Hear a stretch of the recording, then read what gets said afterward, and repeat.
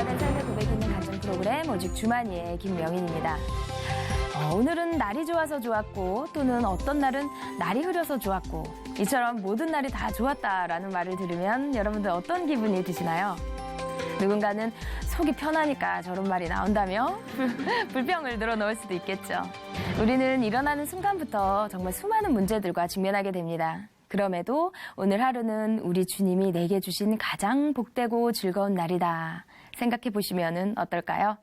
오늘도 감사로 하루를 사는 성도님들 되시기를 소망하면서 아름다운 신앙간증 프로그램 오직 주만이 시작하겠습니다. 먼저 이 자리 은혜롭게 채워주신 분들 소개해드릴게요. 춘천 한마음교회 성도님들이십니다. 반갑습니다.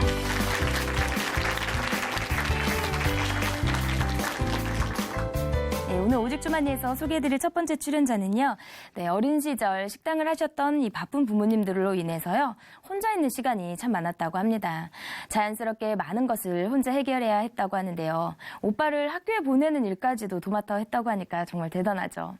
수고하고 진진자로 힘든 인생을 살아오다가 이제는 주님과 동행하는 삶을 살게 됐다고 하는데요. 직접 모셔서 이 간증 들어보도록 하겠습니다. 춘천 한마음교회 김자연 자매님 박수로 모시겠습니다.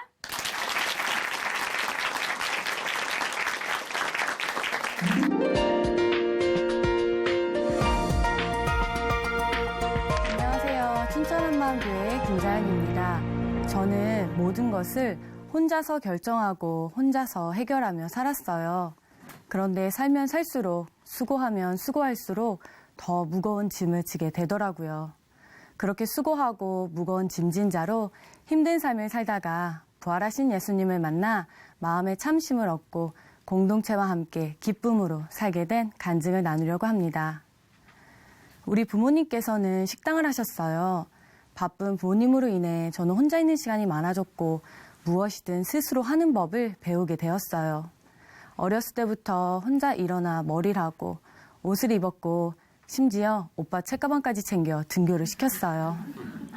어느 겨울엔 유치원을 가는데 유니폼 대신 한복이 너무 입고 싶은 거예요.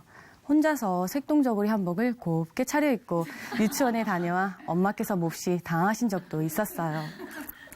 저는 혼자 있는 시간이 많다 보니 무엇이든 제 마음대로 결정했는데요.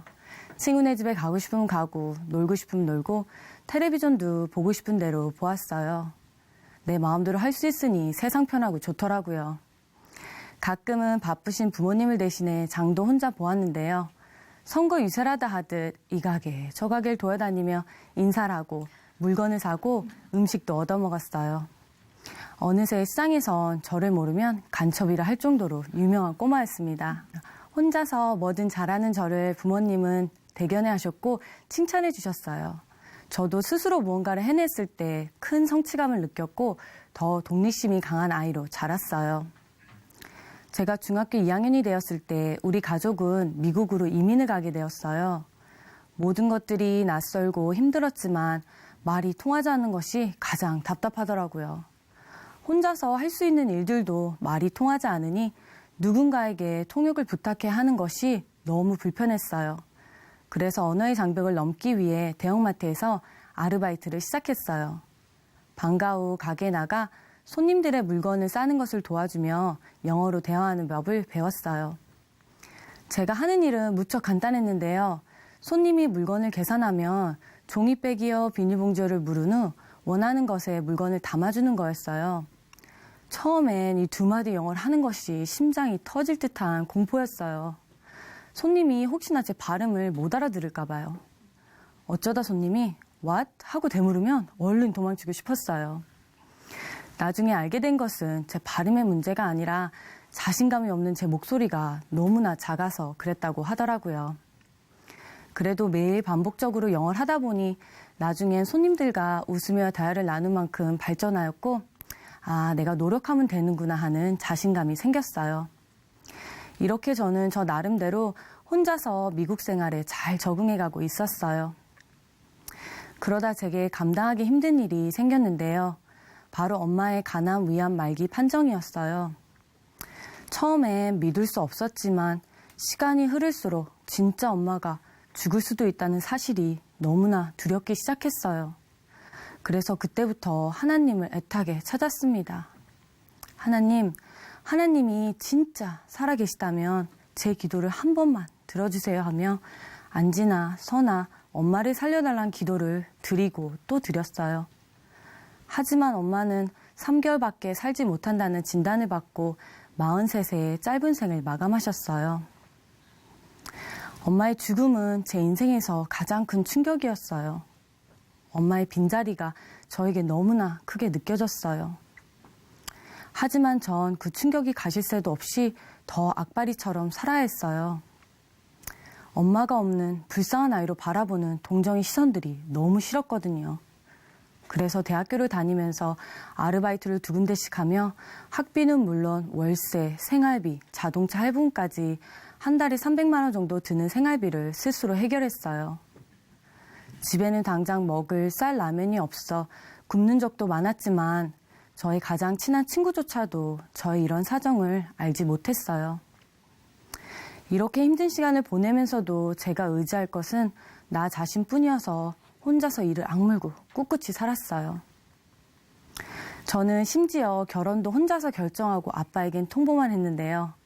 당하신 아빠는 넌 아직 어리고 대학교도 졸업 안 했는데 진짜 결혼하고 싶어? 후회 안 할 자신 있어? 라며 걱정스럽게 물으셨고 전 그런 아빠의 마음도 개의치 않고 해맑게 응 대답했어요. 그렇게 내 멋대로 21살 어린 나이에 시작한 결혼 생활을 지금까지 제가 살아온 거 어떤 것과 비교도 안 될 만큼 스파르타 같은 삶이었어요. 육아를 책임지는 엄마로, 시부모님과 함께 사는 며느리로, 공부를 하는 학생으로, 그리고 남편을 챙겨야 하는 와이프까지 1인 사역을 해야 했어요. 열심히 최선을 다하다 보면 좋은 날이 올 거야. 앞으로 나아질 거야. 하는 바람으로 혼자 버텼지만 힘든 현실은 시간이 흘러도 변하지 않더라고요.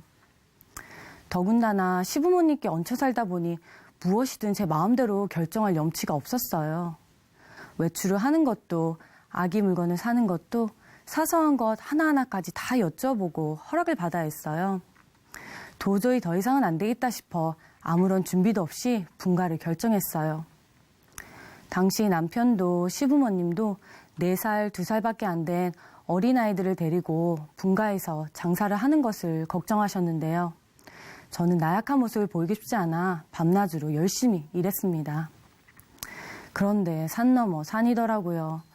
혼자만의 굳은 의지로는 도저히 할 수 없는 살인적인 삶이었어요. 새벽 5시부터 밤 10시까지 쉬는 날 하루 없는 가게는 물건 주문, 정리, 청소까지 일이 너무 많았어요. 게다가 손이 많이 가는 어린아이들을 돌보며 살림까지 해야 하니 제 몸과 마음은 지칠 대로 지쳐버렸어요. 열심히 하면 할수록 상황이 나아지기는커녕 점점 더 힘들어지니 마음에서 좌절이 되더라고요. 이렇게 열심히 잘 살아보려고 애썼는데 왜 모든 것이 마음처럼 안 되고 힘들기만 하지? 하는 생각이 들었고 삶이 너무 싫고 회의감마저 들었어요. 엄마가 아프실 때 하나님께 살려달란 기도를 간절히 드렸는데 결국 돌아가셨고 어떻게든 혼자서 아둥바둥거리며 악착같이 살았는데 결국엔 잘 된 일 하나 없고 엄마가 살아계셨다면 내가 이렇게 살지 않았을 텐데 제 인생이 꼬일 대로 꼬였다는 생각에 원망과 낙심으로 좌절 가운데 살았어요. 저의 기도에 응답을 안 해주신 하나님이 너무나 원망스럽고 힘든 상황의 이유가 다 하나님 때문인 것 같았습니다. 점점 저는 더 지쳐만 갔고 죽고 싶다는 극단적인 생각까지 하게 되었어요. 반복되는 힘든 일상에 지쳐 육체적으로, 정신적으로 모든 것들이 바닥을 치고 있을 때 한국에서 오신 사도님을 만나 뵙게 되었습니다.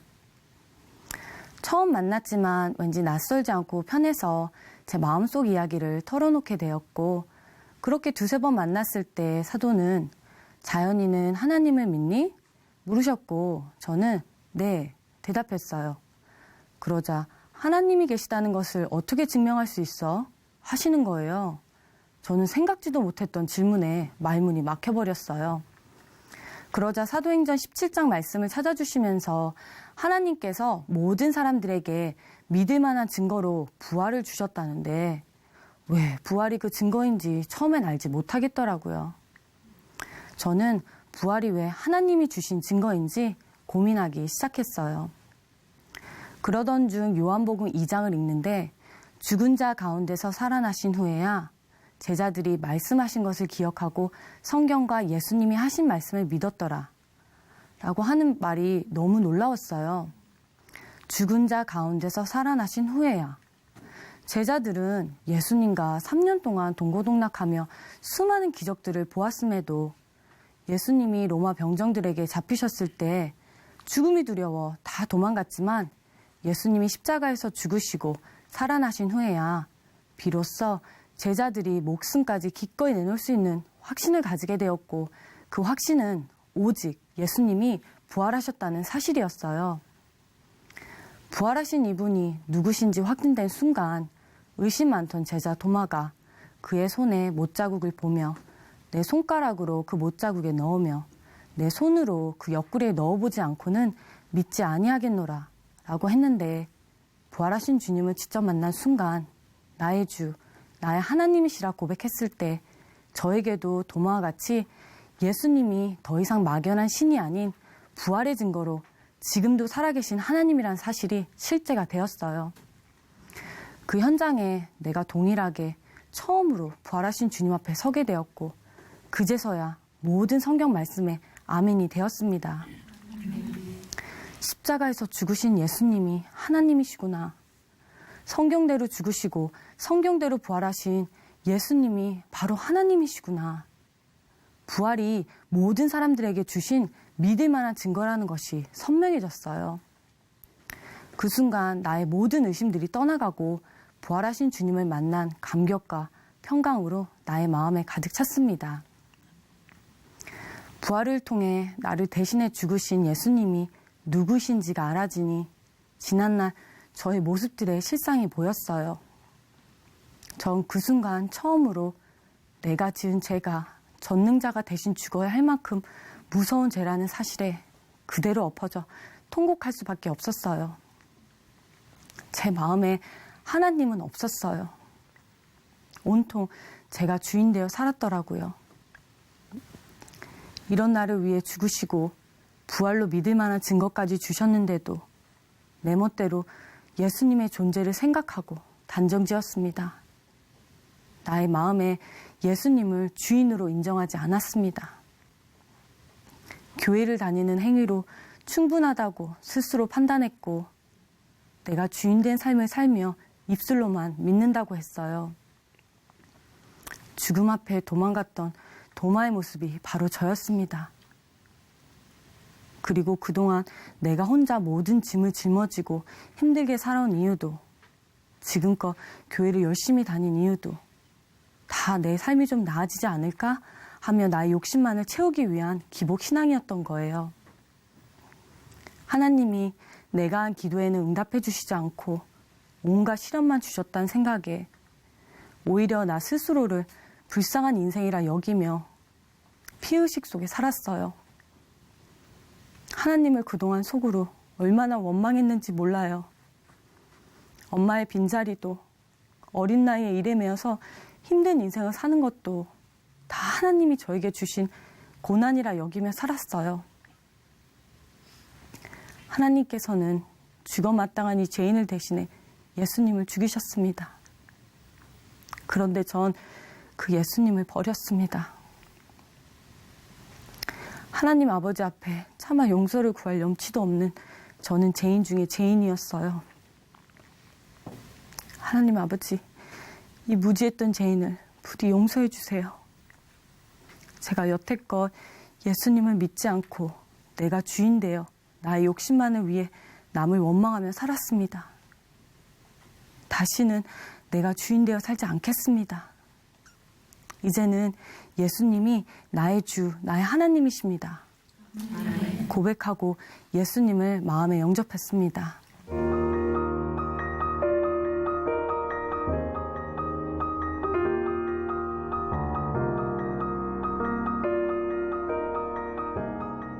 제 인생에서 가장 무거웠던 문제가 단번에 풀려버렸어요.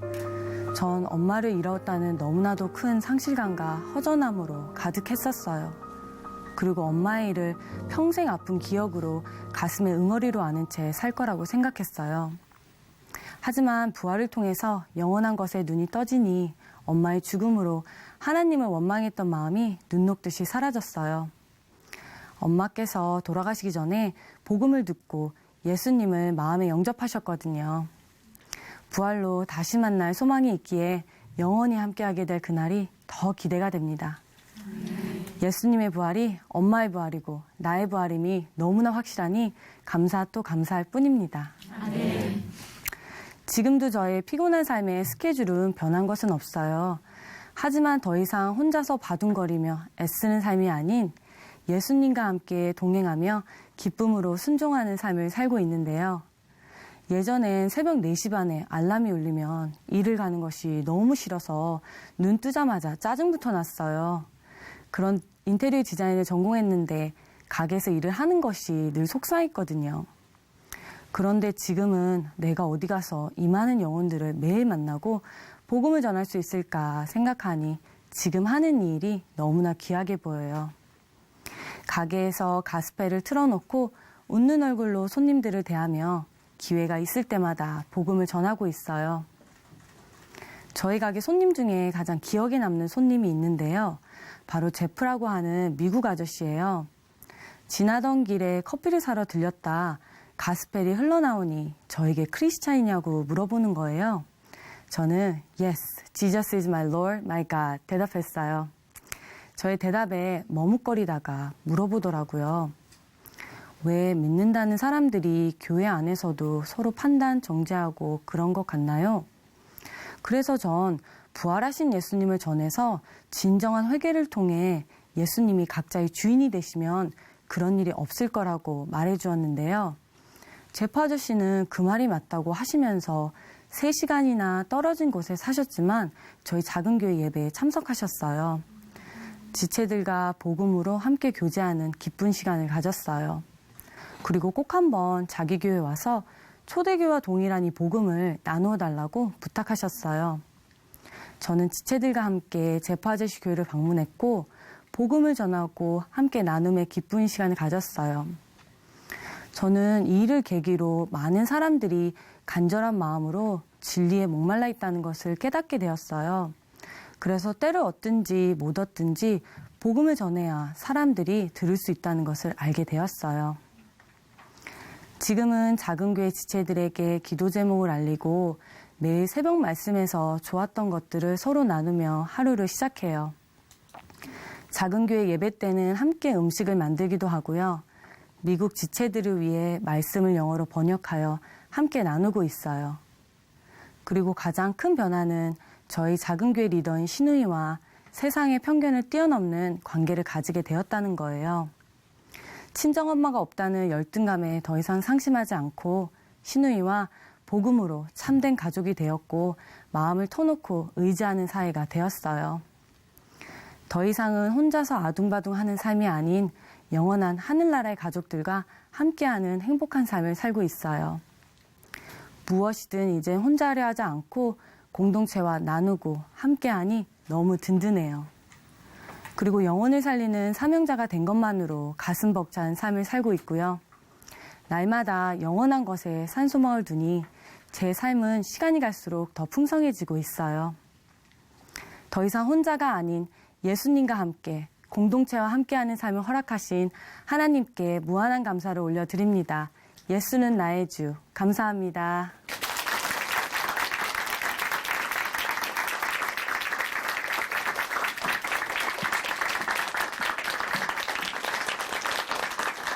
네, 간증 감사합니다.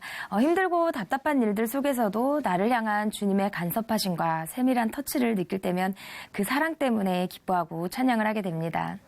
이제는 모든 짐을 주님께 맡기고 나와서 이 평안과 기쁨으로 가득한 삶을 살게 된 우리 김자연 자매님께 큰 박수를 전해드리고 싶네요. 오늘 간증 감사히 잘 들었습니다. 다시 한번 박수 보내드리겠습니다.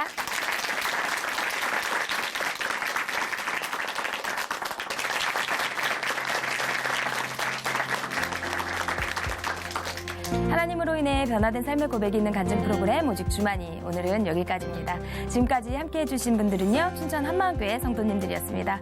오늘 하루도 부활의 증인으로 복음 전하는 멋진 하루 보내세요. 감사합니다.